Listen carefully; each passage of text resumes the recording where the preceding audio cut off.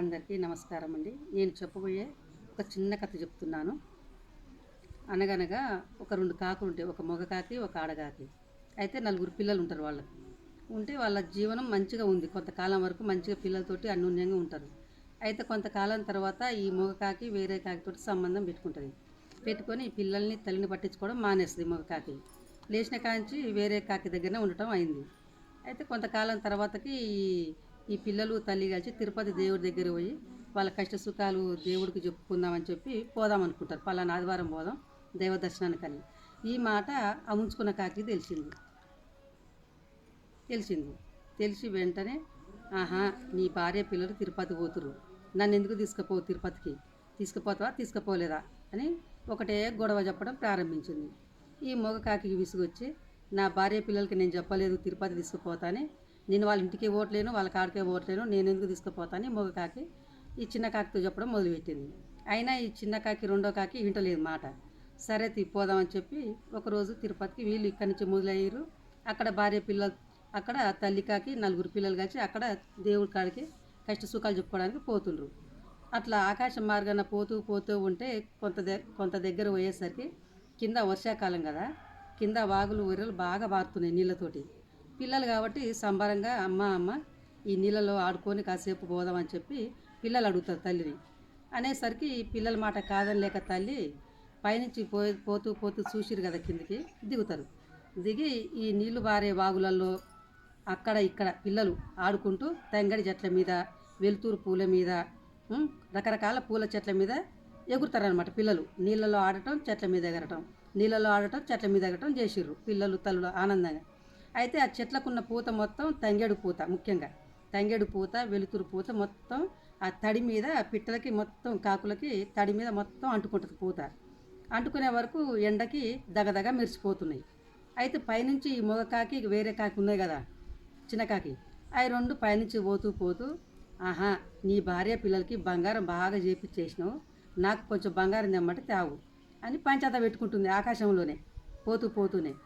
ఈ మగ కాకుండి నా భార్య పిల్లలకి అన్నమే నేను పెట్టను సరిగ్గా, బంగారం యానం చేసిన అని చెప్పి ఇది మొత్తుకుంటుంది మగ కాకి.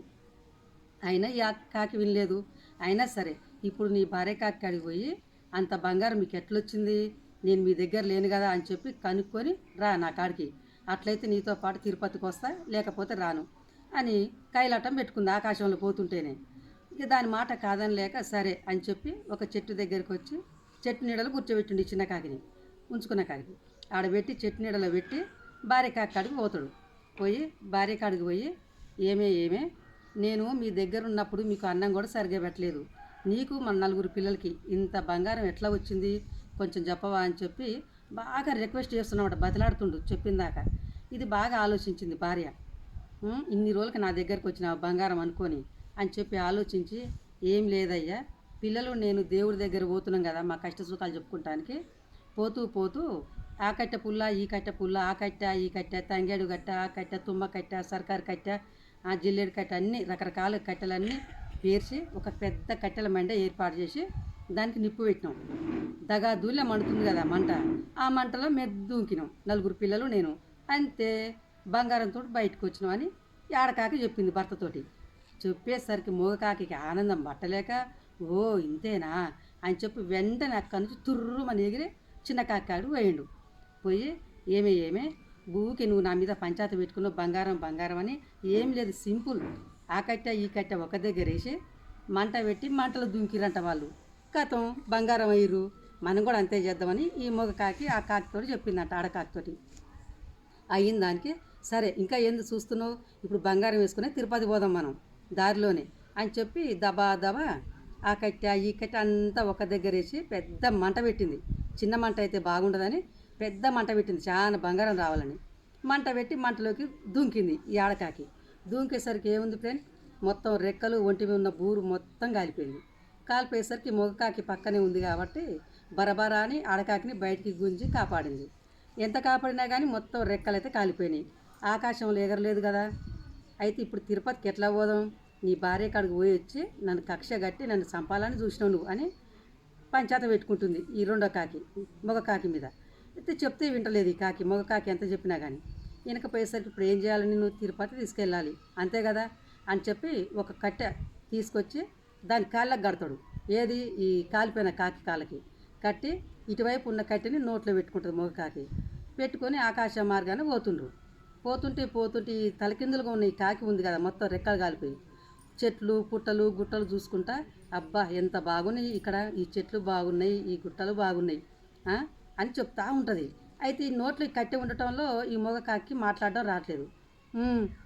అనుకుంటా అట్నే రెక్కలు కొట్టుకుంటా బరువు కదా నోట్లో ఉంటే కొట్టుకుంటా పోతుండు బలవంతంగా.